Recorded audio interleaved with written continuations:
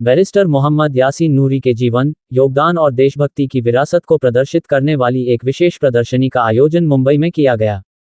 प्रदर्शनी में ऐतिहासिक दस्तावेज, दुर्लभ तस्वीरें, पत्र, समाचार पत्रों की कतरनें, लेख और अन्य महत्वपूर्ण सामग्री प्रदर्शित की गई है। प्रदर्शनी का उद्देश्य नई पीढ़ी को देश के इतिहास और स्वतंत्रता आंदोलन से जुड़े महत्वपूर्ण व्यक्तित्वों के योगदान से परिचित कराना है। ये प्रदर्शनी 200 से अधिक फ्रेमों में तैयार की गई है, जिसमें बैरिस्टर मोहम्मद यासीन नूरी के सार्वजनिक जीवन, उनके कार्यों और देश के प्रति उनके योगदान को प्रमुखता से प्रस्तुत किया गया है। प्रदर्शनी में बैरिस्टर मोहम्मद यासीन नूरी द्वारा लिखी गई पुस्तक को भी प्रदर्शित किया गया। एनजीएमए की निदेशक IAS। प्रदर्शनी की निदेशक एवं NGMA national gallery of modern art की निदेशक IAS निधि चौधरी ने बैरिस्टर मोहम्मद यासीन नूरी के योगदान को याद करते हुए कहा कि वर्ष 1940 में जब वह मुंबई के पब्लिक वर्क्स डिपार्टमेंट PWD मंत्री थे, तब उन्होंने मरीन लाइंस में ट्विन नीलिक्स ब्रिज के निर्माण का प्रस्ताव रखा था। भारत के विभाजन के दौरान बैरिस्टर मोहम्मद यासीन नूरी ने पाकिस्तान जाने के प्रस्ताव को ठुकराते हुए भारत में रहने का फैसला किया। ओवैस नूरी ने नई पीढ़ी को इतिहास से जोड़ने पर दिया। बैरिस्टर मोहम्मद यासीन नूरी के पोते ओवैस नूरी ने कहा कि ये प्रदर्शनी 200 से अधिक फ्रेमों में उनके दादा के जीवन और योगदान को प्रस्तुत करती है। इसमें ऐतिहासिक पत्र, समाचार पत्रों की कतरनें, तस्वीरें, लेख और अन्य महत्वपूर्ण दस्तावेज शामिल हैं। उन्होंने कहा कि इस तरह की प्रदर्शनी के माध्यम से नई पीढ़ी को देश के इतिहास और महान व्यक्तित्वों के योगदान के बारे में जानकारी मिलती है। उन्होंने इतिहास को संरक्षित करने और आने वाली पीढ़ियों तक पहुंचाने की आवश्यकता पर भी जोर दिया। सबसे पहले हमें अपना इतिहास जानना चाहिए। IAS Shahnawaz.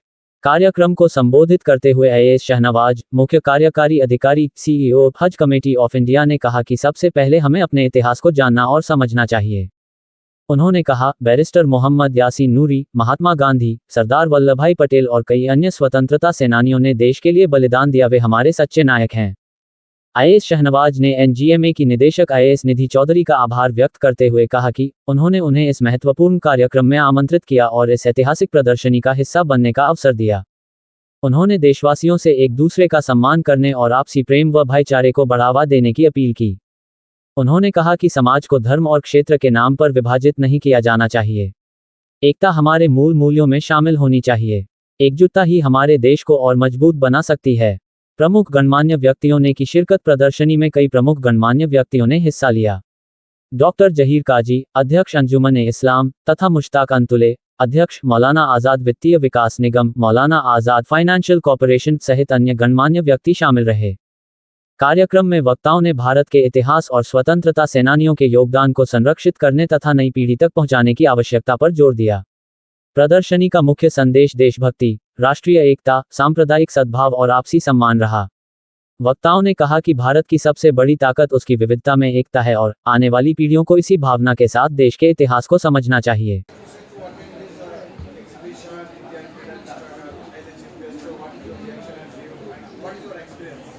Yeah, thank you for the question. So, see, basically, as I mentioned, this is a reminder for not only for us or for the younger generation also that we should keep remember the history and the past and the good values as a country we carried forward, so that the aane wale generations be our future also, they know what is the values of India, Hindustan we should keep while moving ahead for a Viksit Bharat. You are through the entire exhibition and the collections. Yes. No, I am so fascinated about the handwritten book he has written, which is yet to be published. So, I don't know whether you have seen it. There is a book he has written in 1941, which is yet to be published. It is handwritten now. I'm sure it will be soon published. Yeah, on the Eid Miladi Day on something Yes, 26th soon to be August. published, and I'm so fascinated. I'm looking forward to that. Thank you. See, life is full of struggles, and I think during the maximum struggle, when he was given a choice of taking something really magnificent on the other part of the country, like going to the other country and take something very good from there, but he sacrificed that. He stayed here for his nation, for the people out here, and he carried it forward. So even if he was unsung that time, we are all singing for him today. I think that is his big achievement. What is the message to the generation? Get inspired, like come visit, get inspired, know our history, and keep that values in your life throughout. Thank you. हमने तो ये exhibition यहाँ curate की है और इसीलिए curate की है क्योंकि हम चाहते हैं कि भारत की नई पीढ़ी, मुंबई महाराष्ट्र की नई पीढ़ी जो है वो भारत के फ्रीडम फाइटर्स के बारे में और ऐसे हीरोज़ के बारे में, ख़ास तौर पे जिनके बारे में हमने ज़्यादा बात नहीं की है, ज़्यादा चर्चा नहीं की है, उनके सेक्रीफाइसेस को, उनके बलिदान को, उनके त्याग को भी समझे और उससे प्रेरणा ले। ये शो सभी युवाओं को प्रेरणा देने वाला शो है जिसमें गांधी जी, नेताजी, बाबा साहेब अम्बेडकर और एम.वाई. नूरी साहब के कंट्रीब्यूशन को थ्रू आर्काइवल मटेरियल्स हमने डिस्प्ले करने की कोशिश की है और मुझे पूरी उम्मीद है कि इसको युवाओं का प्रतिसाद उतना ही सुंदर और उतनी ही बड़ी मात्रा में मिलेगा जितना उन्होंने हमारे पुराने शोज़ को दिया है। आप राजस्थान से आते हैं, नूरी साहब भी राजस्थान से आते हैं, तो आपके लिए कितना इमोशनल मूवमेंट है ये एग्जीबिशन का प्लेस है? मैं भी हिंदुस्तान से आती हूँ और नूरी साहब भी हिंदुस्तान से ही आते हैं, शाहनवाज भी हिंदुस्तान से ही है, तो हम यहाँ हिंदुस्तान को सेलिब्रेट कर रहे हैं। और मुझे उनके बारे में जब पता चला कि मुंबई का क्वींस नेकलेस उन्होंने डिज़ाइन किया था, मोनोरेल उनकी टेबल पे प्लानिंग किया गया था, मुंबई अहमदाबाद हाईवे का डिज़ाइन कॉन्सेप्ट उनका ब्रेन चाइल्ड है, मुंबई नागपुर हाईवे के लिए उन्होंने काम किया था। जिस व्यक्ति का इतना बड़ा कंट्रीब्यूशन है उसे ज़रूर याद किया जाना चाहिए और मैं चाहूँगी कि आगे भी national gallery of modern arts हर 15 अगस्त को, हर 26 जनवरी को ऐसे ही अनसंग हीरोज़ को फिर से संग हीरोज़ में कन्वर्ट करे और उनके बारे में सब तक मैसेज पहुँचाए, इन्फॉर्मेशन पहुँचाए और प्रेरणा पहुँचाए। आखिरी सवाल, कलेक्शंस में कौन से कलेक्शंस आपको ज़्यादा जी, मुझे उनके फैमिली फ़ोटोग्राफ्स, उनके पुराने हवेली की जो फ़ोटोग्राफ्स है जो राजस्थान से, ब्यावर से हैं, वो भी बहुत सुंदर लगी। बट जैसा शाहनवाज सर ने कहा, जो किताब वो लिख रहे थे 1941 में, जब वो एक कैद में थे, अरेस्टेड थे, उस समय वो उन्होंने हैंड रिटन किताब लिख रखी है on the new Muslim order, Islam and the new order. Islam and the new order. मैं ज़रूर देखना चाहूँगी कि उनकी सोच क्या न्यू ऑर्डर के बारे में है, इस्लाम को लेके उन्होंने क्या लिखा है, उस समय हिंदुस्तान में जिस तरह की फ्रीडम स्ट्रगल चल रही थी उससे उन्होंने किस तरह से जोड़ा होगा न्यू ऑर्डर को। तो वो किताब, उनकी हैंड राइटिंग बहुत खूबसूरत है, उस किताब को लेके सबसे ज़्यादा एक्साइटमेंट है और वो देखने में भी बहुत खूबसूरत है। बाकी सारी फ़ोटोज़, सारे न्यूज़पेपर्स जो है, भारत की आज़ादी के दिन का अखबार देखना अपने आप में, ओरिजिनल पीस जो टाइम्स ऑफ इंडिया, स्टेट्समैन का हमने दिखाया है, वो सब मटेरियल बहुत खूबसूरत है और बहुत अच्छा लगेगा भारत के सभी लोगों को जो इस एग्जीबिशन को देखने आएंगे, ऐसा मुझे लगता है। आप क्या कहना चाहेंगे इनका एग्जीबिशंस को लेकर? मैम ने अपना क्वेश्चन किया शाहनवाज सर का तो शुक्रिया अदा करते हैं कि आज इन्होंने वक्त निकाल कर, जनरली फ्लैग होस्टिंग के बाद सब घर जाके कुछ ना कुछ अच्छा बना के खा के सो जाते हैं, सर ने टाइम निकाला और अभी तक ये रोज़े में ही हैं। मैडम ने 2-3 बार ऑफ़र किया लेकिन अभी तक उन्होंने कुछ लिया नहीं है। खैर बहरहाल सर ने टाइम निकाला, बहुत बहुत शुक्रिया सर का। मैडम का बहुत बड़ा कंट्रीब्यूशन रहा, मैडम ने सब्जेक्ट को समझा और इनको ये बात का एहसास हुआ कि वाकई में ऐसा है और he has been left back. और सेम गवर्नमेंट ऑफ इंडिया ने भी, मिनिस्ट्री ऑफ कल्चर ने भी उनको लास्ट ईयर एक्नॉलेज किया, पूरा ब्लॉग डाला है। मैडम ने बहुत शॉर्ट टाइम पे बहुत अच्छा डिसीजन लेकर आप लोगों तक ये बात पहुँचे, ये आप लोगों की मेहनत थी इनकी कि आप लोगों तक बात पहुँचे। हमारा तो था कि भाई हमारे पास तो अपनी चीज़ थी, लेकिन आप तक को पहुँचाने की जिम्मेदारी जो थी ना, वो क्रेडिट सारा मैडम को जाता है और इनकी टीम को जाता है। क्योंकि मेरा तो था, मेरा घर था, आप जब टाइम निकालते कोई भी आता मैं दिखा देता, लेकिन एट लार्ज ये पब्लिक को ये स्केल पे और ये प्रेजेंटेशन और इस तरह से उसको पब्लिक के सामने रखना, ये सारा क्रेडिट ये पूरा एनजीएमए को जाता है और इनकी टीम को जाता है।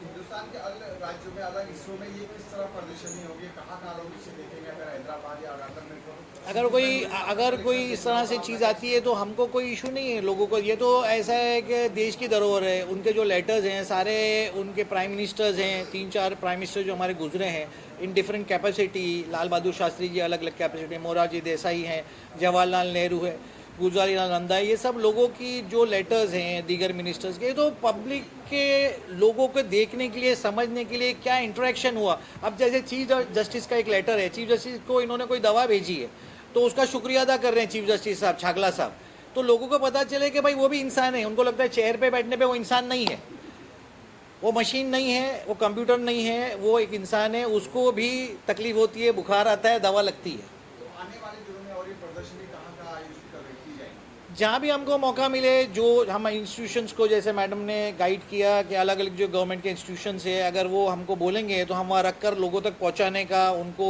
एट पब्लिक एट लार्ज को आके देखने की पूरी कोशिश रहेगी. We will assist the government, और if government is help giving a helping hand, we will take it forward.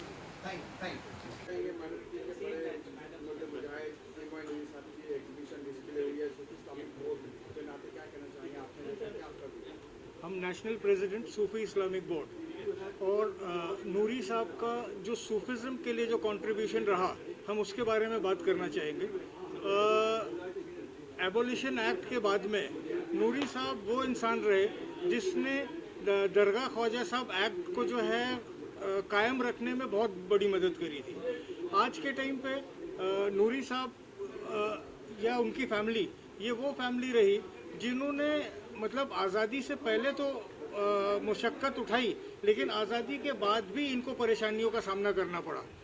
आज यहाँ पे जो प्रोग्राम हुआ उसमें जो है ये फर्स्ट टाइम ऐसा है कि ऐसे एक हीरो को जो है सामने लाया जा रहा है जिन्होंने आज़ादी से पहले भी स्ट्रगल देखा है और आज़ादी के बाद भी स्ट्रगल देखा है.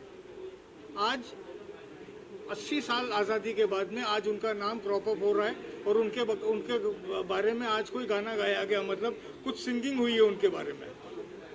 तो हम शुक्रगुजार हैं जितने भी लोगों ने जो नूरी साहब का जो है ये काम करने में जो है वो किया है, और हम उनको माई नूरी कहते हैं. He is my Noori. Exhibition organise किया गया है, इनवाइट नूरी साहब की डिस्प्ले है यहाँ पर. पहले माननीय जो पीडब्ल्यूडी मिनिस्टर थे, आज़ादी की लड़ाई में बड़ा रोल अदा किया उन्होंने. जी. पाकिस्तान को टुकड़ा या इंडिया को एक्सेप्ट किया है. बीइंग अ पॉलिटिशियन आप यहाँ पर शिरकत की, क्या आपका व्यू है? First of all, I would like to thank everybody. Thank you also for inviting us to such a nice program, such a nice exhibition. And we still have to go and look at it in detail yet. But at the same time, what we came to know that it is always so nice that we come to know about the unsung heroes of freedom fighting. And it is so nice to know the work which they have done. And it is a very good practice that the work, now I see so many youngsters over here, so it is a very nice practice that all the youngsters are here and youngsters come to know about the great work that these people have done. These people have done, that's the reason we are here in a society which has all the freedom. Otherwise India would have been, under the clutches of British till now. So we have to sort of learn from them the struggle which they have done. And it's so nice that his grandson is now bringing all this for the youngsters to come to know. And I think this we have to learn a lot how the struggle should be there, and how now that we have the freedom, we have to fight for retaining the democracy. We have to fight for not having the inequality. So we have to fight for all this, and it is such a good thing. So I will definitely ask a lot of people from our party and other youngsters to come and see this exhibition. And this exhibition is till 31st, if I'm not mistaken. So it is till 31st. So we'll definitely ask everybody to come and see that. So it's a great thing that you all have done this, and I think such programs should happen much more.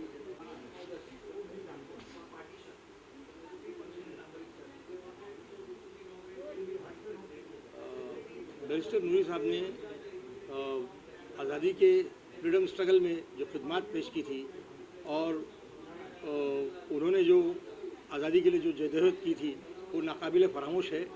पूरे हिंदुस्तान को, पूरी दुनिया इससे वाकिफ़ है, लेकिन आज नौजवान नस्ल नौ को उससे मुतारिफ़ कराना, उनकी खिदमत का जिक्र करना, उनकी कुर्बानियों का जिक्र करना, इसकी ज़रूरत है. ये एग्ज़िबिशन मैं समझता हूँ इसकी एक मुस्बत अंदाज में पहल है, और इसे आलमी सतह पर और कौमी सतह पर फैलाने की ज़रूरत है. We were slaves.